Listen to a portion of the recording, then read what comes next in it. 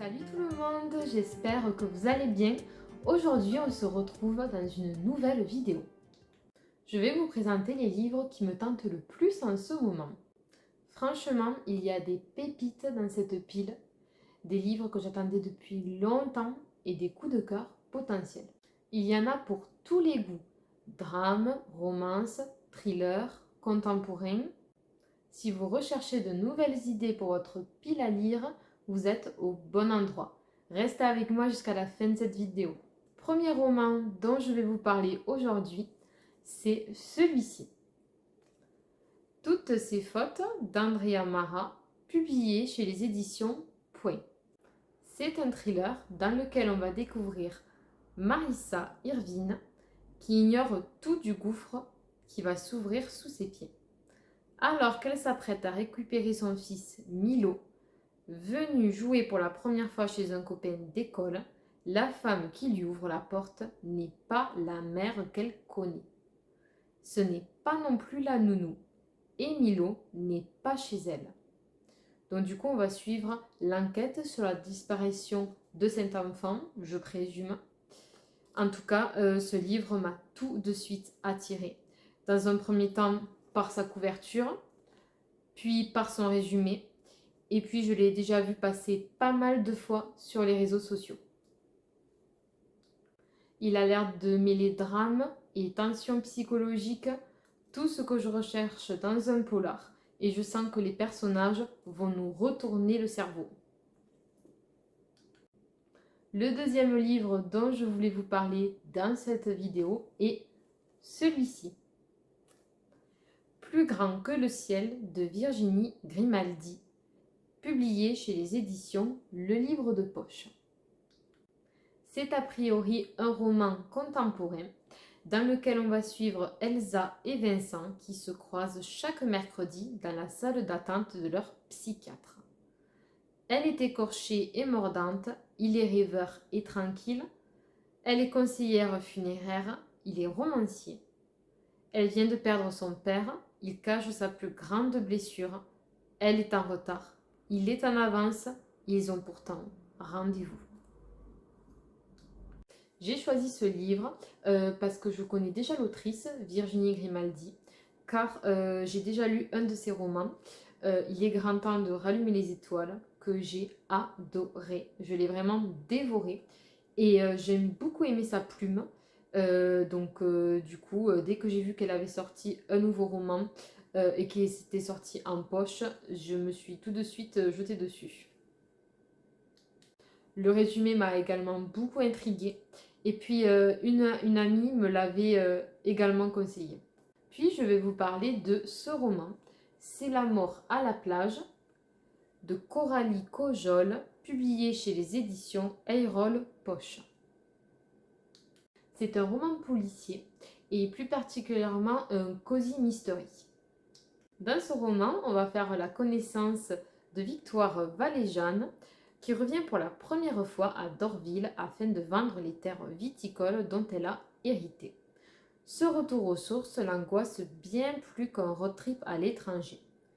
Dès son arrivée, elle se heurte à l'hostilité de son frère Elias, au flot de souvenirs liés au décès de sa mère et à un père avec lequel elle a coupé tout lien.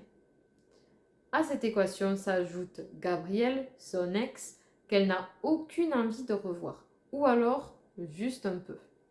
Mais ce qu'elle envisageait comme un voyage express se complique lorsque les corps d'anciens camarades du lycée sont retrouvés. En librairie, il avait été mis en avant et je comprends tout de suite pourquoi. La couverture m'a tout de suite appelée. La plage, le petit village pittoresque. Le résumé aussi donne beaucoup envie. Il est à la fois léger et intriguant. Je pense que ça sera parfait pour lire au soleil, sur un transat, à la plage, avec un bon cocktail. Donc le roman dont je vais vous parler maintenant est celui-ci. Un été pour te retrouver de Morgane Moncomble, publié chez les éditions Hugo Poche. Donc c'est le 4e tome de la saga. J'ai déjà lu les 3 premiers tomes que j'ai beaucoup appréciés. Et donc du coup j'ai hâte de connaître la suite et de lire celui-ci. Donc dans celui-ci, on va retrouver Jasmine, qui est une éternelle romantique, qui passe ses journées à organiser le mariage des autres. Après une rupture douloureuse, horizon inconnu, Jasmine aimerait tourner la page. Mais quand ses amis se marient, elle sait qu'il sera là.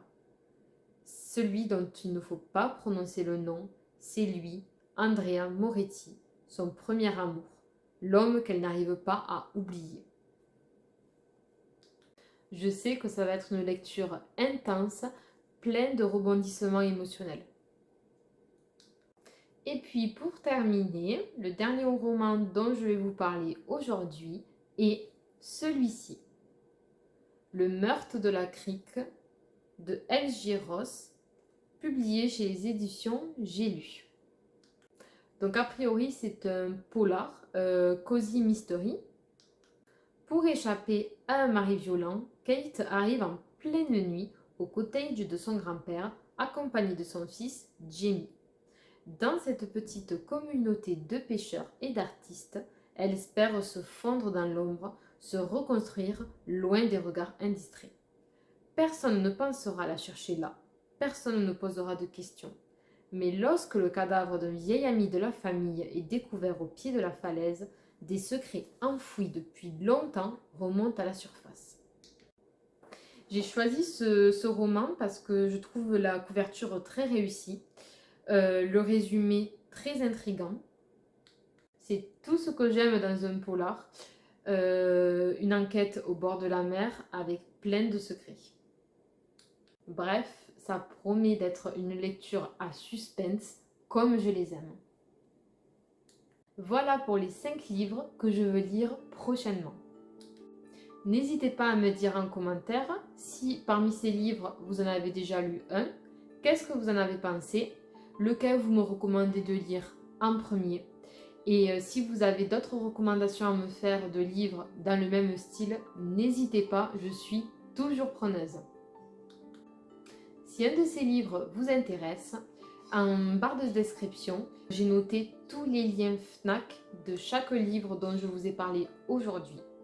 Si vous souhaitez vous procurer un de ces livres et que vous passez par un de mes liens, une petite commission me sera reversée. Pour vous, ça ne change rien parce que du coup, le prix du livre en France est unique. Et c'est un moyen pour vous de me soutenir dans mon travail. Si cette vidéo vous a plu, n'hésitez pas à la liker, à la commenter, la partager, à vous abonner à ma chaîne et à activer la petite cloche pour ne rater aucune de mes vidéos. On se retrouve très vite dans une prochaine vidéo. D'ici là, bonne lecture!